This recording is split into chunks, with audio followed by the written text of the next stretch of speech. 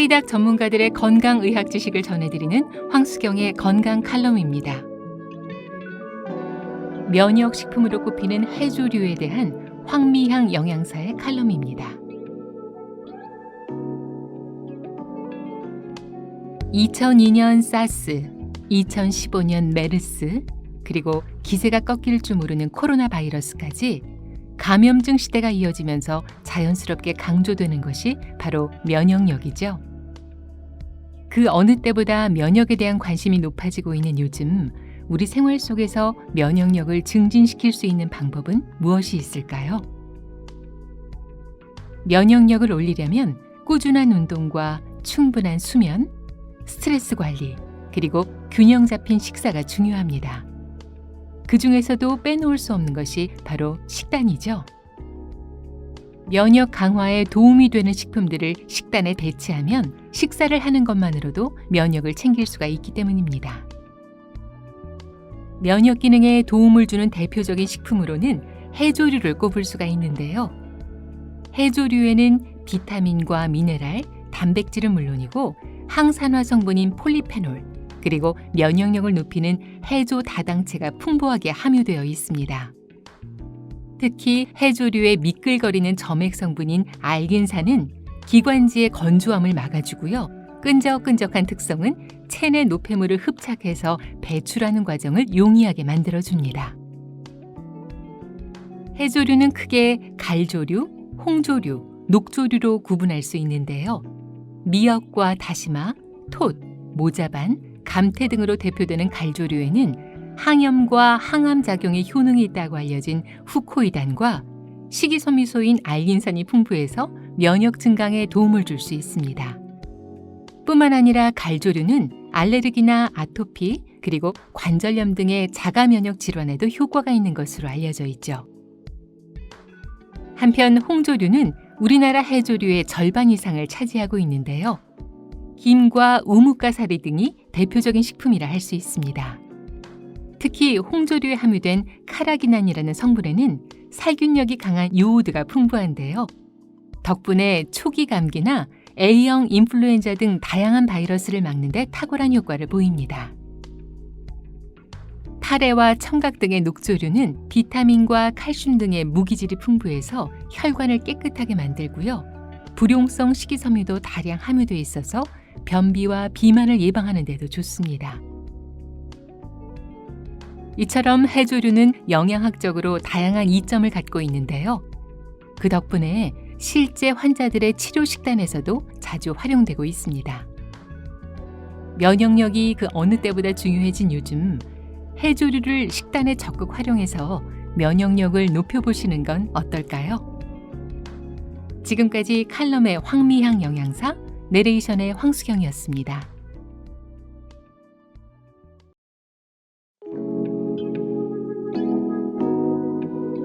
하이닥 전문가들의 건강의학 지식을 전해드리는 황수경의 건강 칼럼입니다.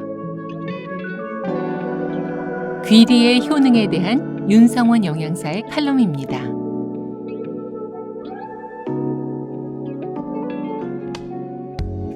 코로나 팬데믹을 거치면서 우리는 면역의 중요성을 크게 깨달았습니다. 음식부터 다양한 영양제, 그리고 운동법에 이르기까지 면역에 좋다고 알려진 것들에 대해서 관심이 높아졌는데요. 그 중에서도 특히 주목받은 것이 바로 베타글루칸입니다. 신체의 면역세포의 활동을 도와서 감염질환 예방에 도움을 줄 수 있는 영양성분이죠. 사실 베타글루칸은 면역뿐만 아니라 만성질환 관리에도 유익합니다. 수용성 식이섬유인 베타글루칸은 우리 몸에서 분해되는 속도가 느린데요.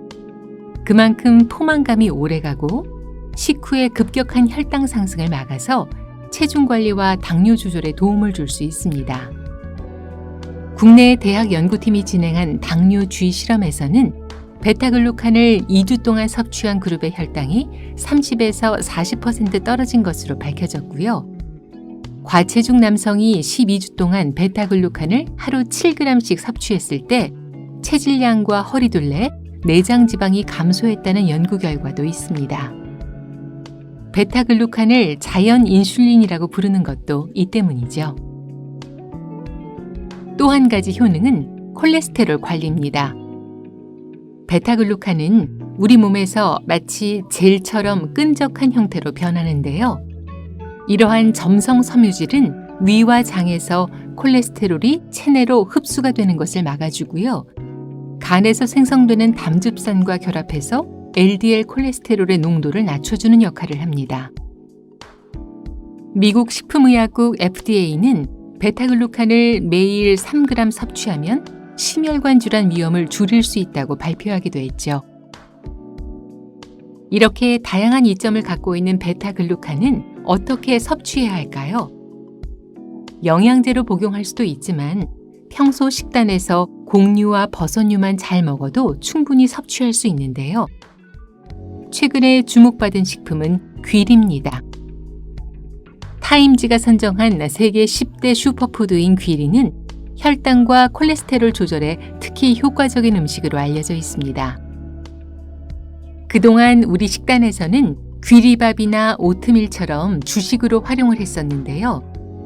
최근에는 건강 음료로도 즐기는 분들이 늘었습니다. 이미 유명 카페들에서는 우유, 두유와 함께 오트밀 음료를 옵션으로 두고 있죠. 비건 트렌드에 맞는 식물성 음료라는 점, 우유와 달리 유당이 없어서 배 아플 걱정 없이 마실 수 있다는 점이 귀리 음료의 특징입니다. 혈당과 콜레스테롤, 식단 관리에 도움이 되는 베타글루칸. 슈퍼푸드 귀리를 통해서 효과적으로 맛있게 섭취해 보시면 어떨까요?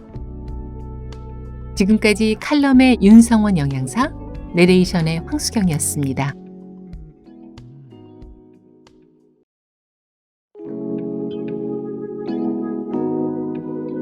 하이닥 전문가들의 건강의학 지식을 전해드리는 황수경의 건강 칼럼입니다.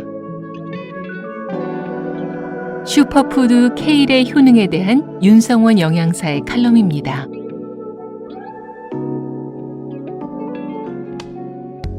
케일은 슈퍼푸드로 잘 알려진 식품입니다.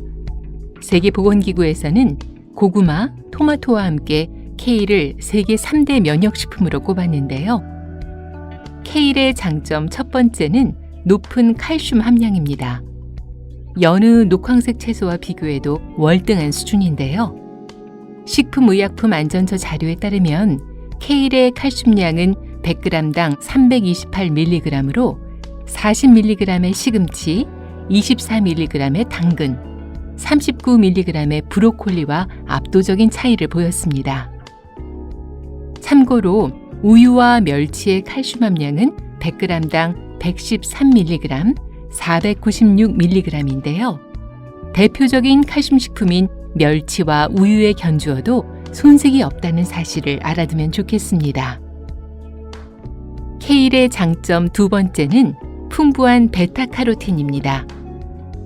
베타카로틴은 카로티노이드계에 속하는 물질로 항산화 효과로 잘 알려져 있는데요. 식약처 자료 기준 케일의 베타카로틴 함량은 100g당 3145mg으로 대조군인 시금치, 당근, 브로콜리, 늙은 호박 가운데 두 번째로 높았습니다. 케일의 풍부한 베타카로틴은 세포 산화를 방지해서 피부 노화를 늦추고요. 나아가서 암을 예방하는 데도 도움이 된다는 점에서 현대인들에게 꼭 필요한 성분이라 할 수 있습니다. 이 밖에도 케일 100g에는 하루 권장량의 80%가 넘는 비타민C가 들어있고요. 칼슘과 더불어 뼈 건강에 좋은 마그네슘, 비타민 K도 풍부해서 골다공증을 예방하는 데도 이롭습니다. 또 케일에 함유된 엽록소는 간 해독작용과 장 건강 개선에 도움을 줄 수 있고요. 적혈구 수치를 올려서 혈액의 질을 향상하고 빈혈을 완화하는 효과도 있습니다. 이렇게 건강에 좋은 케일은 어떻게 섭취해야 할까요? 보통은 녹즙으로 드시는 분들이 많으신데요. 이렇게 갈아 먹으면 섭취하기도 편하고 영양 손실도 적은 편이긴 하지만 주의할 점도 있습니다. 우선 케일 녹즙은 늦은 밤에는 드시지 않는 것이 좋습니다. 밤에 녹즙이나 주스를 마시면 갑작스럽게 위산이 분비되면서 위에 큰 부담을 줄 수 있는데요. 이런 과정이 반복되면 만성 위염이나 역류성 식도염으로 악화될 수도 있습니다. 두 번째로 믹서기보다는 착즙기를 사용하시길 권해드립니다. 케일에 함유된 효소와 비타민 같은 영양분이 믹서기가 작동하면서 생기는 열에 의해서 파괴될 수 있기 때문이죠. 참고로 케일 녹즙을 만들 때에는 사과나 요구르트 등을 함께 넣어주면 풍미를 살릴 수 있고요. 영양소도 더 보충할 수 있습니다. 주스보다 생으로 천천히 씹어서 먹거나 쌈채소로 활용하면 영양소 손실을 막으면서 혈당 관리에도 더 좋다는 사실 기억하시기 바랍니다. 지금까지 칼럼의 윤성원 영양사, 내레이션의 황수경이었습니다.